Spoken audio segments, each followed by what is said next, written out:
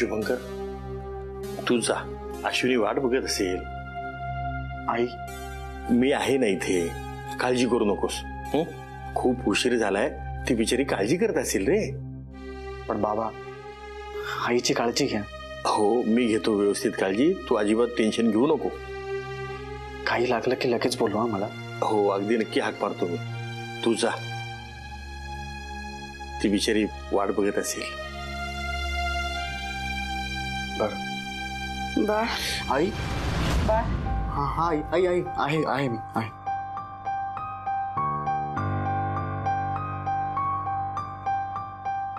बाबा, मी थांबतो. अरे पण तिकडे अश्विनी. बा बा कुठे? आई, अगं झोप तू. आहे मी इथेच, कुठे नाही जाते. झोप.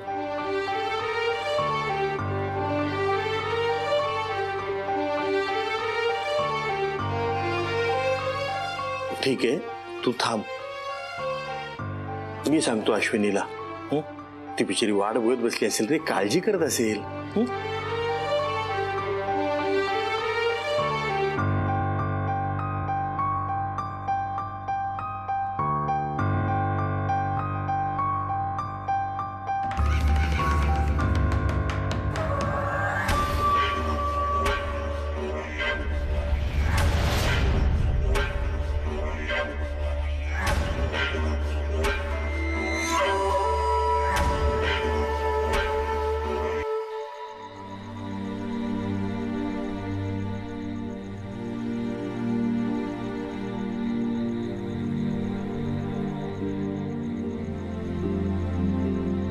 अश्विनी,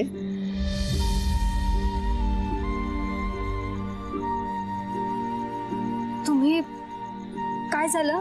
शुभंकर घरीच थांबतोय शारदाजवळ. बाईंना बरं वाटतंय ना आता? जास्त त्रास होतोय का? अशक्तपणा आलाय जरा. काही खाल्लं नाही का त्यांनी?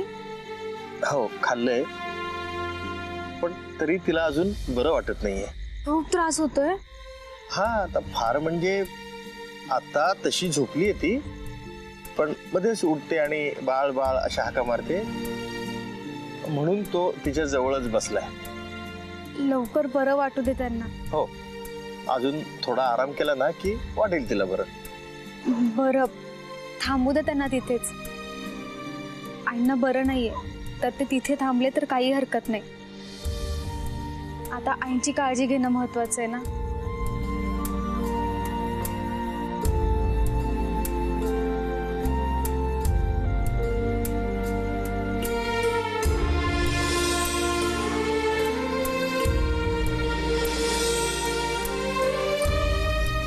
खूप समजूतदार आहेस मुली. हे एवढं सगळं होऊनही तुझ्या मनामध्ये शारदाबद्दल आदर आहे.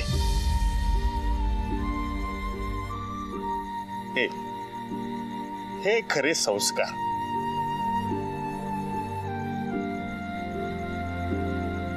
चूक आमचीच आहे. मुलांनी एखादी चूक केली तर आई तर रागवतेच ना. तेव्हा मुलांनी चांगलं वागून आईचा रुसवा दूर करायचा असतो ना बाबा.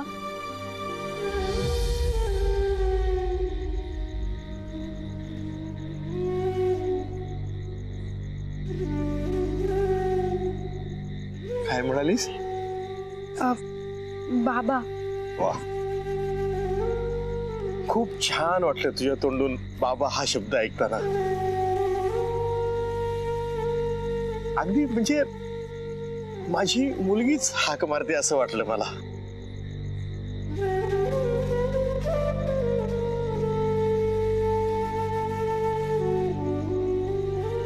मी मुलगीच आहे तुमची.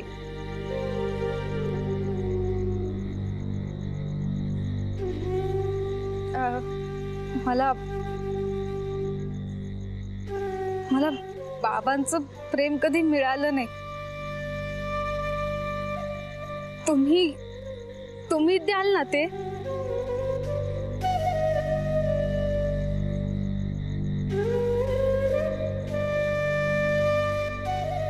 तू घरात येण्याची वाट बघतोय ग मुली, आणि माझी खात्री आहे तू शारदाचं सुद्धा मन जिंकून घेशील. बाबा पाया पडते. अगं असू दे, सुखी राहा. हं? शुभंकरला पाठवतो मी, म्हणजे शारदाला झोप लागली की लगेच त्याला पाठवतो. तोपर्यंत तू एकटी राहशील ना? हा, तुम्ही माझी काळजी नका करू, तुम्ही फक्त आईंची काळजी घ्या बाबा. नीट राहा. हं? काही लागलं तर लगेच सांग. हा. येतो मी.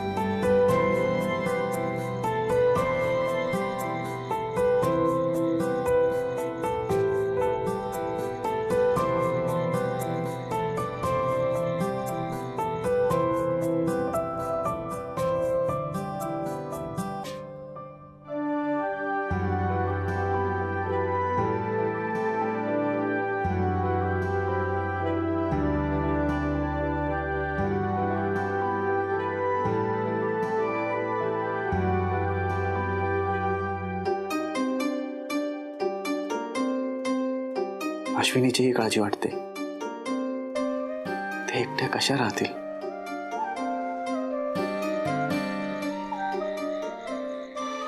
झोपच येत नाहीये.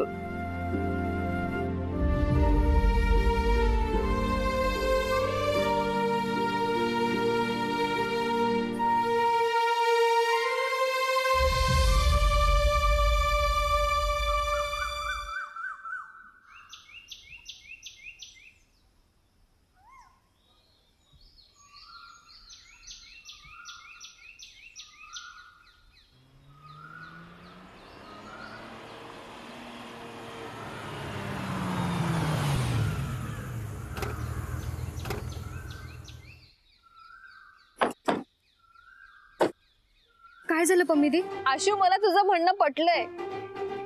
शुभूच्या मम्मीला बरं नाहीये ना, म्हणून मी डॉक्टरांना घेऊन आलीये. आता तेच बघतील शुभूच्या मम्मीला नक्की काय होतंय ते. थँक्यू पम्मीदी, बरं केलं तू. करायलाच हवं. तूच म्हणालीस ना, सगळे वाद विसरून आपल्या माणसांसाठी धावायचं.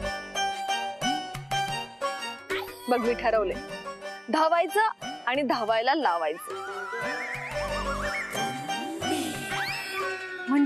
म्हणजे मला म्हणायचंय की त्यांचा आजार पळून जायला हवा ना. अरे, आपण बोलत काय बसलोय? चल चल, आज जाऊयात. नाही, नको, मी नाही येत. का? अगं बाई, मला बघून रागवल्या आणि त्यांना परत काही झालं तर नको, तू जा ना. अगं, डॉक्टर आहेत ना बरोबर, शरूला काही होणार नाही. मुळात तिला काही झालेलंच नाहीये. काय? काय नाही, काय नाही. डॉक्टर, चला, पेशंट या घरात आहेत. हा? चल.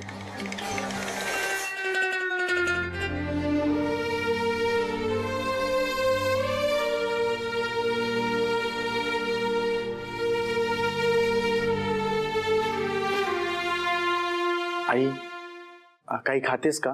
मला उठवत नाहीये रे, अंग खूप दुखते. आईंचा त्रास तर वाढतच चाललाय. कोणाची नजर लागली काही कळतच नाहीये.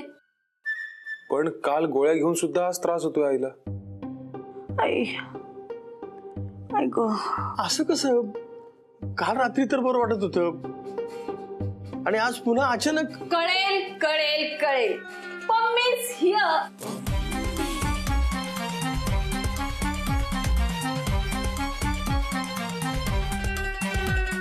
हाय शरू डार्लिंग, कशी आहेस तू?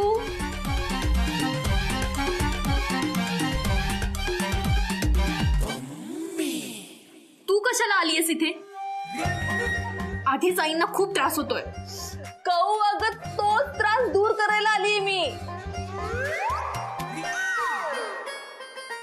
मी कोणाला आणले बघायचंय?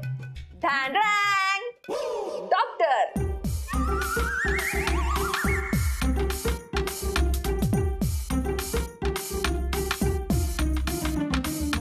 डॉक्टर कशाला? कशाला म्हणजे? तुला बरं वाटत नाहीये ना? मला डॉक्टरांची गरज नाहीये. इतकं काही झालं नाहीये मला. नाही शारदा, अगं तब्येत बघ तुझी कशी झालीये. तुला उठताही येत नाही जागेवरून. आणि काय म्हणतेस डॉक्टरांची गरज नाहीये? वत्सू वत्सू, अरे मी तेच तर सांगते केव्हापासून हिला बरं वाटत नाहीये. एवढा त्रास होतोय. डॉक्टर, तुम्ही पटकन इंजेक्शन देऊन टाका आणि लवकरात लवकर आमच्या शरूला बरं करा. बरं झाला तुम्ही डॉक्टरांना घेऊन आलात ते. अहो, खरं तर मी कालच डॉक्टरांना बोलवणार होतो, पण ही सारखी नाहीच करत होती. दुखणं अंगावर काढलं बघा हिनं. हो ना वत्सू, तेच तर म्हणते मी त्यासाठी खास दवाखान्यात गेले आणि डॉक्टरांना बरोबर घेऊन आले. मग तिथले पेशंट्स? केकू आहे ना, केकूला बसवले तोवर. के तो तिथे काय करणार? पेशंटचे फोटो काढणार? हो, ते केलं तरी चालेल. डॉक्टर येईपर्यंत पेशंटचा टाइमपास होणं महत्वाचं आहे. अहो, काय बोलताय तुम्ही? ते प्रेक्षक नाहीयेत, ते पेशंट आहेत माझे. तुमच्यामुळे माझे सगळे पेशंट पळून जातील. कम ऑन डॉक्टर, तुमचे पेशंट कुठेही पळून जाणार नाही. केकू आहे ना तिकडे, तुम्ही त्याची काळजी करू नका. तुम्ही आधी या पेशंटला बघा. हा पेशंट ना माझ्यासाठी खूप खास आहे. त्याला काही झालं नाही पाहिजे. मग तुम्ही दवाखान्यात जा. बर, करतो चेक त्यांना. काही गरज नाहीये. आई, अगं डॉक्टर आलेत, त्यांना तपासू दे ना. बाळ पण. आई, डॉक्टर तुम्ही तपासा. हो, तपासा. डॉक्टर, लवकर चेक करा. मी तर म्हणते एक इंजेक्शन आणि 4-5 गोळ्या देऊन टाका. चेक कर. हो, मला आधी त्यांना चेक तर करू द्या.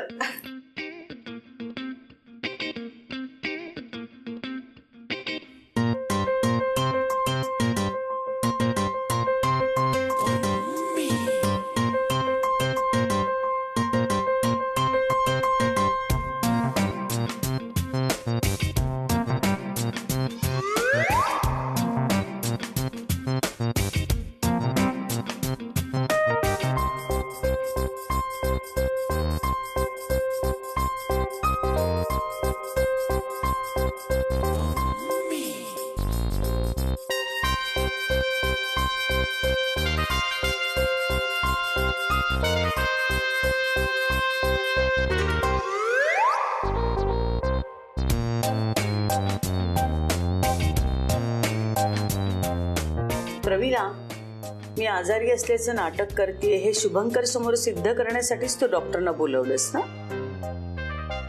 पण मी शारदा नगरकर आहे हे कधी विसरू नकोस. शरू, तुझं आजारी असण्याचं नाटक माझ्या समोर खूप काळ नाही टिकू शकणार. तू कितीही प्रयत्न केलेस ना शुभूला आशूपासून दूर ठेवण्याचे, तरी ते मी होऊ देणार नाही.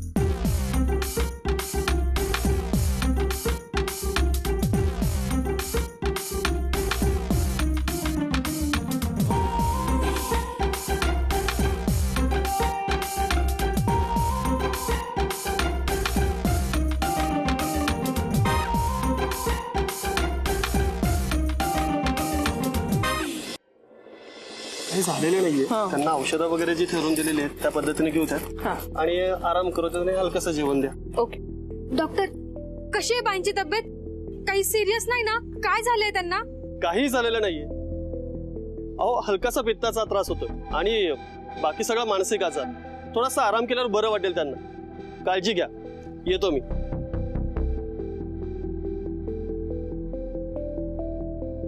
मानसिक आजार? आशू, अगं मी तुला कालपासून तेच तर सांगत होते की तिला काही झालेलं नाहीये. नाही पम्मीदी, काहीतरी झाल्याशिवाय बाई असं वागणार नाहीत. अगं ती हे सगळं मुद्दाम करतेय. पम्मीदी, अगं असं का करतील त्या?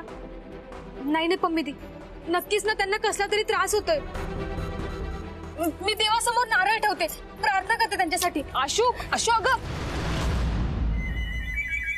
हिला अजूनही बाईंवर विश्वास आहे.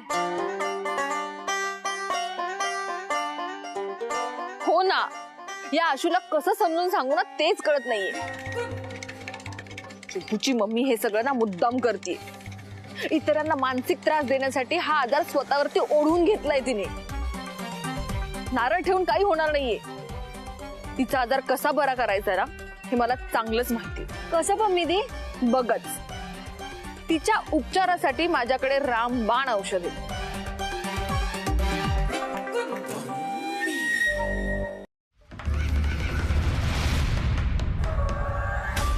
शुभंकर जर असाच इथे थांबला तर त्याला अश्विनीपासून लांब करणं फार काही कठीण जाणार नाही.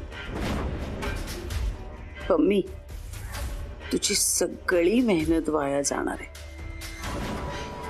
तुझे सगळे प्रयत्न मी मोडून काढले. तू बाळ आणि अश्विनीचं लग्न लावून दिलं होतंस ना. आता बघ ते लग्न मी कसं मोडते ते.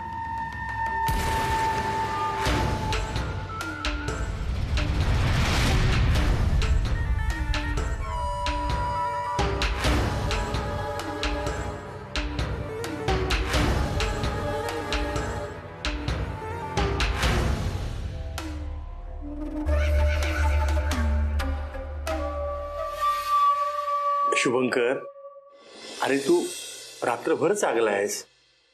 जरा पड, जरा वेळ जा. आईला बरं वाटल्यावर घरीच जातो. जा मग तुझ्या घरीच.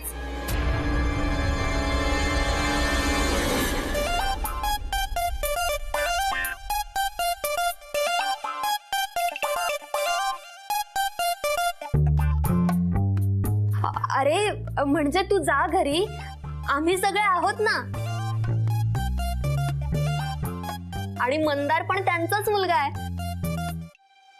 त्यालाही आहेच की आईची काळजी.